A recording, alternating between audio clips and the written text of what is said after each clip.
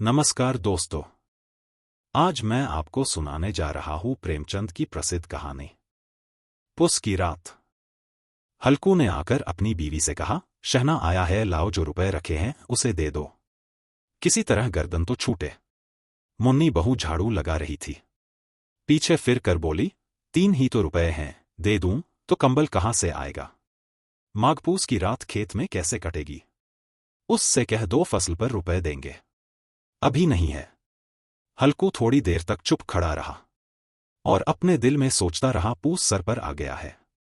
बगैर कंबल के खेत में रात को वो किसी तरह सो नहीं सकता। मगर शहना मानेगा नहीं, घुड़किया देगा। ये सोचता हुआ वो अपना भारी जिस्म लिए हुए, जो उसके नाम को थलत साबित कर रहा था, अपनी बीवी के पास गया और खुशामद करके बोला, ला दे दे। गर्दन तो किसी तरह से बचे। कंबल के लिए कोई दूसरी तदबीर सोचूंगा। मुन्नी उसके पास से दूर हट गई और आंखें टेढ़ी करती हुई बोली, कर चुके दूसरी तदबीर। जरा सुनूं, कौन तदबीर करोगे? कौन कंबल खैरात में दे देगा? न जाने कितना रुपया बाकी है, जो किसी तरह अदा ही नहीं होता।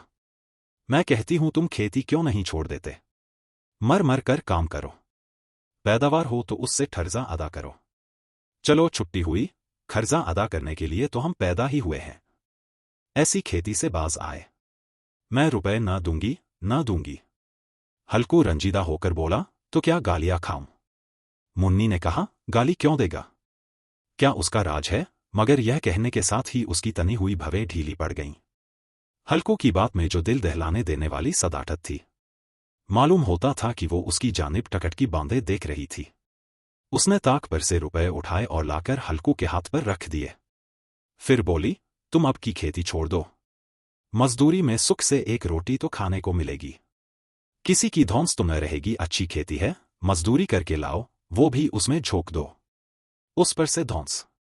हल्कू ने रुपए लिए और इस तरह बाहर चला। मालूम होता था वो अपना कलेजा निकाल कर देने जा रहा है। उसने एक एक पैसा काटकर 3 रुपए कंबल के लिए जमा किए थे। वो आज निकले जा रहे हैं। एक एक कदम के साथ उसका दिमाग अपनी नादारी के बोझ से दबा जा रहा था। पूस की अंधेरी रात। आसमान पर तारे भी ठिठुरते हुए मालूम होते थे।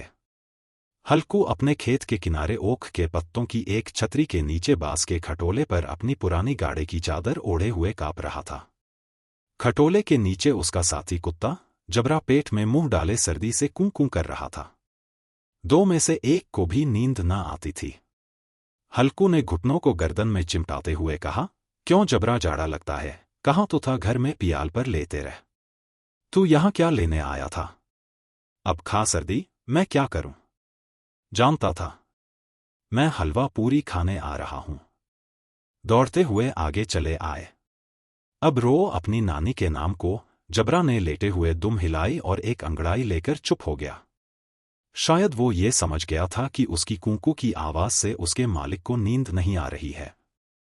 हल्कू ने हाथ निकालकर जबरा की ठंडी पीठ सहलाते हुए कहा, कल से मेरे साथ न आना, नहीं तो ठंडे हो जाओगे। ये रांड पछुआ हवा न जाने कहां से बर्फ लिए आ रही है। उठूं फिर एक चिलम भरूं, किसी तरह रात तो कटे। 8 चिलम तो पी चुका। ये खेती का मजा है और एक भगवान ऐसे हैं जिनके पास अगर जाड़ा जाए तो गर्मी से घबरा कर भागे। मोटे गद्दे, लिहाफ, कंबल, मजाल है कि जाड़े का गुजर हो जाए। तब्दीर की थूबी है, मजदूरी हम करें, मजा दूसरे लूटें। हल्कू उठा और गड्ढे में जरा सी आग निकालकर चिलम भरी। जबरा भी उठ बैठा। हल्कू ने चिलम पीते हुए कहा, पिएगा चिलम? जाड़ा तो क्या जाता है, हाँ जरा मन बहल जाता है। जबरा ने उसकी जानिब मोहब्बत भरी निगाहों से देखा। हल्कू ने कहा, आज और जाड़ा खा ले। कल से मैं यहां पियाल बिछा दूंगा। उसमें घुसकर बैठना, जाड़ा न लगेगा। जबरा ने अगले पंजे उसके घुटनों पर रख दिए और उसके मुंह के पास अपना मुंह ले गया। हल्कू को उसकी गर्म सांस लगी। चिलम पीकर हल्कू फिर लेटा और ये तय कर लिया कि चाहे जो कुछ हो अब की सो जाऊंगा। लेकिन एक लम्हे में उसका कलेजा कांपने लगा। कभी इस करवट लेटा, कभी उस करवट। जाड़ा किसी भूत की मानिंद उसकी छाती को दबाए हुए था। जब किसी तरह न रहा गया तो उसने जबरा को धीरे से उठाया और उसके सर को थपथपा कर उसे अपनी गोद में सुला लिया। कुत्ते के जिस्म से मालूम नहीं कैसी बदबू आ रही थी, पर उसे अपनी गोद से चिमटाते हुए ऐसा सुख मालूम होता था जो इधर महीनों से उसे न मिला था। जबरा शायद ये ख्याल कर रहा था कि बहिश्त यही है, और हल्कू की रूह इतनी पाक थी कि उसे कुत्ते से बिल्कुल नफरत न थी। वो अपनी थरीबी से परेशान था, जिसकी वजह से वो इस हालत को पहुंच गया था। ऐसी अनोखी दोस्ती ने उसकी रूह के सब दरवाजे खोल दिए थे। उसका एक एक जर्रा हकीकी रोशनी से मुनव्वर हो गया था। इसी असना में जबरा ने किसी जानवर की आहट पाई। उसके मालिक की इस खास रूहानियत ने उसके दिल में एक जदीद ताकत पैदा कर दी थी जो हवा के ठंडे झोंकों को भी नाचीज समझ रही थी। वो झपट कर उठा और छप्परी से बाहर आकर भौंकने लगा। हल्कू ने उसे कई मर्तबा पुचकार कर बुलाया, पर वो उसके पास न आया। खेत में चारों तरफ दौड़ दौड़ कर भौंकता रहा। एक लम्हे के लिए आ भी जाता तो फौरन ही फिर दौड़ता। फर्ज की अदायगी ने उसे बेचैन कर रखा था। 1 घंटा गुजर गया। सर्दी बढ़ने लगी। हल्कू उठ बैठा और दोनों घुटनों को छाती से मिलाकर सर को छुपा लिया, फिर भी सर्दी कम न हुई। ऐसा मालूम होता था कि सारा खून मुंजमद हो गया है। उसने उठकर आसमान की जानिब देखा। अभी कितनी रात बाकी है। वो 7 सितारे जो थुतुब के गिर्द घूमते हैं, अभी अपना निस्फ दौरा भी खत्म नहीं कर चुके। जब वो ऊपर आ जाएंगे तो कहीं सवेरा होगा। अभी 1 घड़ी से ज्यादा रात बाकी है। हल्कू के खेत से थोड़ी देर के फासले पर एक बाट था। पतझड़ शुरू हो गई थी।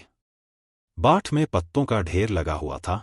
हल्कू ने सोचा, चलकर पत्तियां बटोरूं और उनको जलाकर थूप तापूं। रात को कोई मुझे पत्तियां बटोरते देखे तो समझे कि कोई भूत है, कौन जाने कोई जानवर ही छुपा बैठा हो। मगर अब तो बैठे नहीं रहा जाता। उसने पास के अरहर के खेत में जाकर कई पौधे उखाड़े और उसका एक झाड़ू बनाकर हाथ में सुलगता हुआ उपला लिए बार की तरफ चला। जबरा ने उसे जाते देखा तो पास आया और दुम हिलाने लगा। हल्कू ने कहा, अब तो नहीं रहा जाता जबरू, चलो बाट में पत्तियां बटोर कर तापें, टाठे हो जाएंगे तो फिर आकर सोएंगे। अभी तो रात बहुत है। जबरा ने कूकू करते हुए अपने मालिक की राय से मुवाफिकत जाहिर की और आगे आगे बार की जानिब चला। बार में घटाटोप अंधेरा छाया हुआ था। दरख्तों से शबनम की बूंदें टप टप टपक रही थी। यकायक एक झोंका मेहंदी के फूलों की खुशबू लिए हुए आया। हल्कू ने कहा, कैसी अच्छी महक आई जबरा, तुम्हारी नाक में भी कुछ खुशबू आ रही है। जबरा को कहीं जमीन पर एक हड्डी पड़ी मिल गई थी। वो उसे चूस रहा था। हल्कू ने आग जमीन पर रख दी और पत्तियां बटोरने लगा। थोड़ी देर में पत्तों का एक ढेर लग गया। हाथ ठिठुरते जाते थे, नंगे पांव गले जाते थे और वो पत्तियों का पहाड़ खड़ा कर रहा था। उसी अलाव में वो सर्दी को जलाकर खाक कर देगा। थोड़ी देर में अलाव जल उठा। उसकी लौ ऊपर वाले दरख्त की पत्तियों को छू छू कर भागने लगी। इस मुतसलल रोशनी में बार के आलिशान दरख्त ऐसे मालूम होते थे कि वो इस लाइंतिहा अंधेरे को अपनी गर्दन पर संभाले हों। तारीकी के उस अथाह समंदर में ये रोशनी एक नाव के मानिंद मालूम होती थी। हल्कू अलाव के सामने बैठा हुआ आग ताप रहा था। 1 मिनट में उसने अपनी चादर बठल में दबा ली और दोनों पांव फैला दिए। गोया वो सर्दी को ललकार कर कह रहा था, तेरे जी में आए वो कर। सर्दी की इस बेपाया ताकत पर फतह पाकर वो खुशी को छुपा न सकता था। उसने जबरा से कहा, क्यों जबरा, अब तो ठंड नहीं लग रही है। जबरा ने कूकू करके गोया कहा, अब क्या ठंड लगती ही रहेगी। पहले ये तदबीर नहीं सूझी, नहीं तो इतनी ठंड क्यों खाते। जबरा ने दुम हिलाई। अच्छा आओ, इस अलाव को कूद कर पार करें, देखें कौन निकल जाए है। अगर जल गए बच्चा तो मैं दवा न करूंगा। जबरा ने खौफजदा निगाहों से अलाव की जानिब देखा। मुन्नी से कल ये न जड़ देना कि रात ठंड लगी और ताप ताप कर रात काटी, वरना लड़ाई करेगी। ये कहता हुआ वो उछला और उस अलाव के ऊपर से साफ निकल गया। पैरों में जरा सी लिपट लग गई, पर वो कोई बात न थी। जबरा अलाव के गिर्द घूमकर उसके पास खड़ा हुआ। हल्कू ने कहा, चलो चलो, इसकी सही नहीं। ऊपर से कूद कर आओ। वो फिर कूदा और अलाव के उस पार आ गया। पत्तियां जल चुकी थीं। बागीचे में फिर अंधेरा छा गया था। राख के नीचे कुछ कुछ आग बाती थी, जो हवा का झोंका आने पर जरा जाग उठती थी, पर एक लम्हा में फिर आंखें बंद कर लेती थी। हल्कू ने फिर चादर ओढ़ ली और गर्म राख के पास बैठा हुआ एक गीत गुनगुनाने लगा। उसके जिस्म में गर्मी आ गई थी, पर जूं-जूं सर्दी बढ़ती जाती थी, उसे सुस्ती दबा लेती थी। दफतन जबरा जोर से भौंक कर खेत की तरफ भागा। हल्कू को ऐसा मालूम हुआ कि जानवर का एक गोल उसके खेत में आया। शायद नीलगाय का झुंड था। उनके कूदने और दौड़ने की आवाजें साफ कान में आ रही थीं। फिर ऐसा मालूम हुआ कि खेत में चर रही हैं। उसने दिल में कहा, हो जबरा के होते हुए कोई जानवर खेत में नहीं आ सकता। नोच ही डाले, मुझे वहम हो रहा है। कहा, अब तो कुछ सुनाई नहीं देता, मुझे भी कैसा धोखा हुआ। उसने जोर से आवाज लगाई, जबरा, जबरा। जबरा भौंकता रहा। उसके पास न आया। जानवरों के चरने की आवाज चरचर सुनाई देने लगी। हल्कू अब अपने को फरेब न दे सका, मगर उसे उस वक्त अपनी जगह से हिलना जहर मालूम होता था। कैसा गरमाया हुआ मजे से बैठा हुआ था। इस जाड़े पाले में खेत में जाना, जानवरों को भगाना, उनका ताकुब करना उसे पहाड़ मालूम होता था। अपनी जगह से न हिला। बैठे बैठे जानवरों को भगाने के लिए चिल्लाने लगा, लिहो लिहो, हो, हाँ, हाँ। मगर जबरा फिर भौंक उठा। अगर जानवर भाग जाते तो वो अब तक लौट आया होता। नहीं भागे, अभी तक चर रहे हैं। शायद वो सब भी समझ रहे हैं कि इस सर्दी में कौन बीधा है जो उनके पीछे दौड़ेगा। फसल तैयार है, कैसी अच्छी खेती थी। सारा गांव देख देख कर जलता था, उसे ये अभागे तबाह किए डालते हैं। अब हल्कू से न रहा गया। वो पक्का इरादा करके उठा और 2-3 कदम चला। फिर यकायक हवा का ऐसा ठंडा चुभने वाला, बिच्छू के डंक का सा झोंका लगा। वो फिर बुझते हुए अलाव के पास आ बैठा और राख को कुरेद कुरेद कर अपने ठंडे जिस्म को गरमाने लगा। जबरा अपना गला फाड़े डालता था। नीलगाय खेत का सफाया किए डालती थी और हल्कू गर्म राख के पास बेहिस बैठा हुआ था। अफसुर्दगी ने उसे चारों तरफ से रस्सी की तरह जकड़ रखा था। आखिर वही चादर ओढ़ कर सो गया। सवेरे जब उसकी नींद खुली तो देखा चारों तरफ धूप फैल गई है और मुन्नी खड़ी कह रही है, क्या आज सोते ही रहोगे तुम? यहां मीठी नींद सो रहे हो और उधर सारा खेत चौपट हो गया। सारा खेत का सत्यानाश हो गया। भला कोई ऐसा भी सोता है? तुम्हारे यहां मंडिया डालने से क्या हुआ? हल्कू ने बात बनाई। मैं मरते मरते बचा। तुझे अपने खेत की पड़ी है। पेट में ऐसा दर्द उठा कि मैं ही जानता हूं। दोनों फिर खेत के डांडे पर आए। देखा खेत में एक पौधे का नाम नहीं और जबरा मंडिया के नीचे चित पड़ा है। गोया बदन में जान नहीं है। दोनों खेत की तरफ देख रहे थे। मुन्नी के चेहरे पर उदासी छाई हुई थी, पर हल्कू खुश था। मुन्नी ने फिक्रमंद होकर कहा, अब मजूरी करके मालगुजारी देनी पड़ेगी। हल्कू ने मस्ताना अंदाज से कहा, रात को ठंड में यहां सोना तो न पड़ेगा। मैं इस खेत का लगान न दूंगी, ये कहे देती हूं। जीने के लिए खेती करते हैं, मरने के लिए नहीं करते। जबरा अभी तक सोया हुआ है। इतना तो कभी ना सोता था।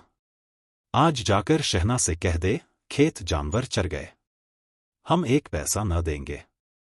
रात बड़े खजब की सर्दी थी। मैं क्या कहती हूं, तुम क्या सुनते हो? तू गाली खिलाने की बात कह रही है। शहना को इन बातों से क्या सरोकार? तुम्हारा खेत चाहे जानवर खाए, चाहे आग लग जाए, चाहे ओले पड़ जाए, उसे तो अपनी मालगुजारी चाहिए। तो छोड़ दो खेती, मैं ऐसी खेती से बाज आई। हल्कू ने मायूसाना अंदाज से कहा, जी मन में तो मेरे भी यही आता है कि खेती बाड़ी छोड़ दूं। मुन्नी तुझसे सच कहता हूं, मगर मजूरी का ख्याल करता हूं तो जी घबरा उठता है। किसान का बेटा होकर अब मजूरी न करूंगा, चाहे कितनी ही दुर्गत हो जाए। खेती का मर्जाद नहीं बिगाड़ूंगा। जबरा, जबरा, क्या सोता ही रहेगा? चल घर चले। अगर आपको ये कहानी पसंद आई हो तो लाइक करे, कमेंट करे और सब्सक्राइब करे। हम लोग जल्द ही मिलते हैं अगले वीडियो में। तब तक के लिए धन्यवाद।